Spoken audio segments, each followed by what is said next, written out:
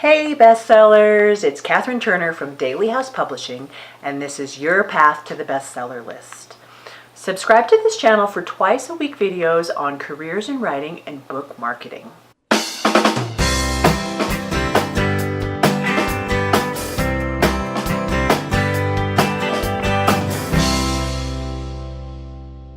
I'm going to open with today's power tip for authors on a tight budget.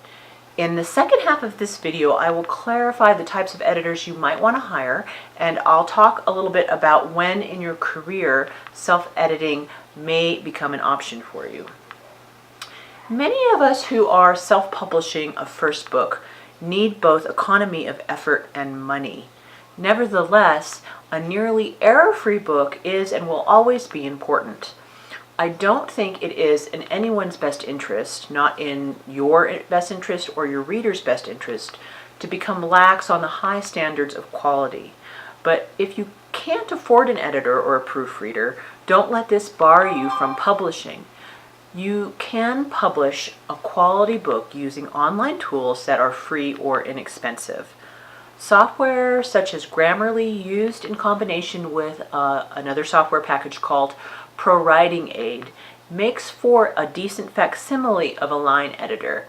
The basic versions of Grammarly is free, and ProWritingAid costs as little as $50 per year. I'll link to both of these websites in the description below.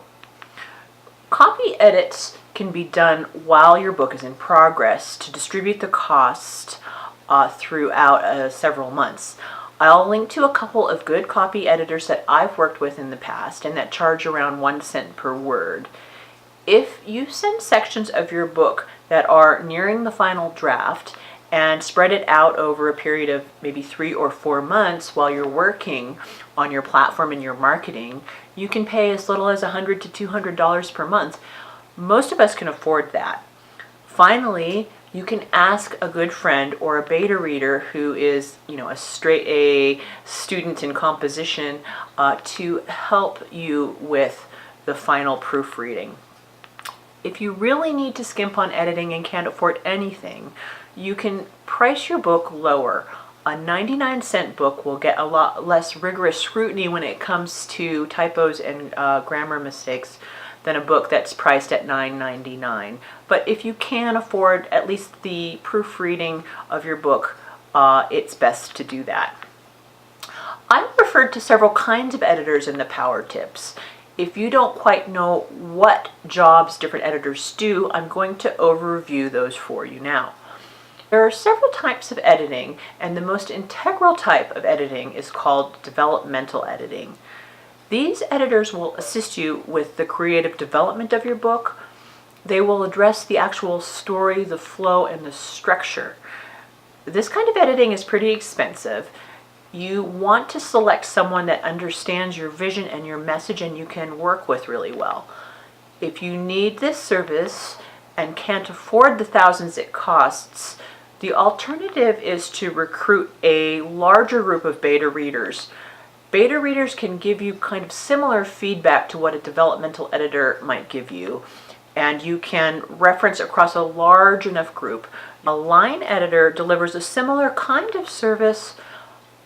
They address the structure of the book, but more from a grammatical angle. So a line editor can save you from critical issues like no plot or weak characters or bad dialogue. They're going to blue line things like confusing scenes, repeated words, overuse of adjectives, bad transitions, cliches, straying from your point of view, or just boring writing. And so they are, again, assessing the story, or more on a page-by-page, line-by-line basis, the structure of your book. A good way to find a quality developmental or line editor is to look for them in the acknowledgments of your favorite books and then track them down. However, depending on what books you are referencing, the editors that you find are likely to be high-end and therefore expensive. Reedsy has a small vetted list of great developmental and line editors. Likewise, on Upwork, you can find a directory of freelancers that are of high quality. Upwork uses customer reviews to rank the best quality professionals at the top of a search. So those with poor reviews will pretty much drop off the list. You won't even see them. So you're reasonably assured of a good quality freelancer if you go through Upwork. It's very important to understand that developmental and line editors aren't proofreaders. These people will tell you that it's not their job to catch every spelling or punctuation error. That's not their main objective. Okay, so next is copy editing and proofreading. Copy editing and proofreading are technical editing, so things like spelling, punctuation, and grammar. In the traditional world, their services come nearer to the time of publication, and for this, you can find quality professionals for as little as 1 to 2 cents per word. If you're on a really tight budget and you had to pick only one professional service for your book, I'd be hard-pressed to choose between a cover designer and a proofreader.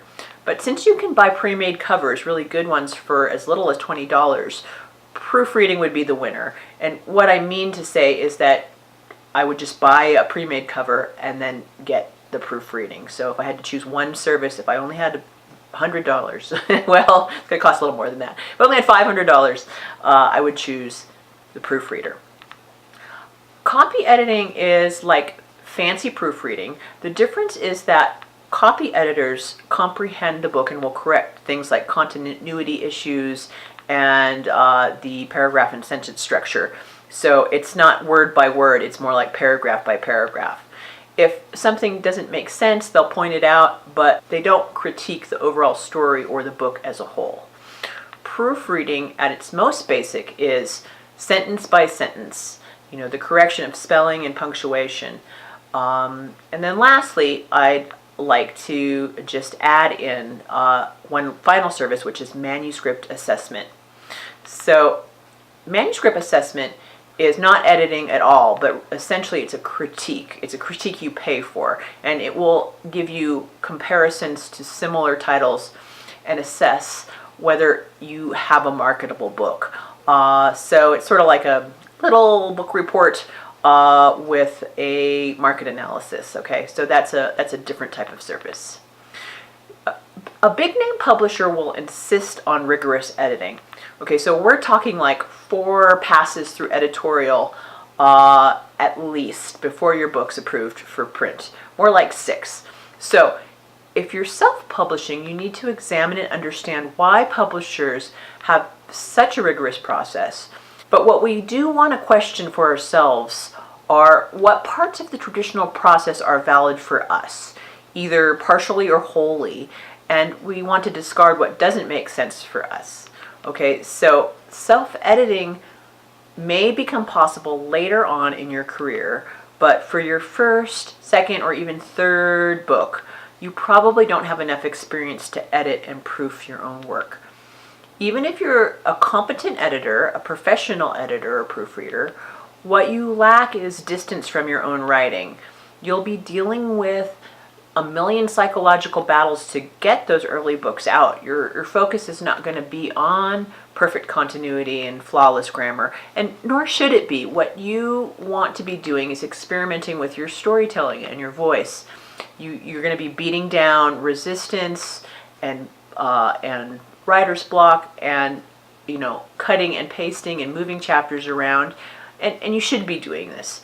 The experience and objective mind and eye of an editor is your best friend in circumstances like these. If you're on the verge of being an old pro and writing books is your daily routine, then perhaps you can move into self-editing. Okay, so that's it for today's video. Comment below if you're interested on a future video on how to use software tools like Grammarly and ProWritingAid together to get a decent line edit. Also, share what challenges you face when it comes to editing time. Don't forget to like and subscribe to this channel for twice-a-week videos on careers in writing and in book marketing. and go out there and write that bestseller. Thanks for watching, and I'll see you in a few days.